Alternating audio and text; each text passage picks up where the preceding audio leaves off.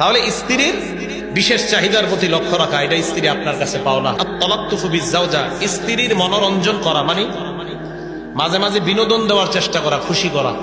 এই খুশি করার অর্থ কি? এই যে দেখেন এখন বাজে 11:30, মনে করেন রাত 9টা বাজছে, তো 9টা বাজে তো পুরো মানুষ ঘুমায়, এলাকা সাধারণত অত মানুষ পাওয়া যায় না রাস্তায়।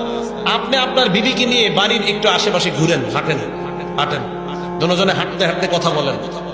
এইভাবে বিবিকে, হাদিস থেকে প্রমাণ করবো আমি, এটা যে হাদিসেও আছে, তো এটা হাদিসে আছে যে আপনি হাঁটবেন, একটু কথা বলবেন বিবির সাথে, ভাই এটাতে আপনাদের মহব্বত বাড়বে, এটাতে আপনাদের পরিবারকে আল্লাহ পাক রব্বুল আলামিন রহমত বরকতের চাদরে আবদ্ধ করবেন আল্লাহ।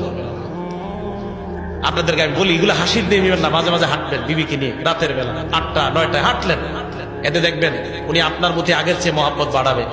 ওই আপনার বিবি আস্তে আস্তে গুনাহ ছেড়ে দিবে, না আমার স্বামী তো আমার প্রতি আগের চেয়ে ভালো খেয়াল রাখে, গুনাহ করবে না, বিশ্বাস করেন গুনাহ করবে না, গুনাহ ছেড়ে দিবে।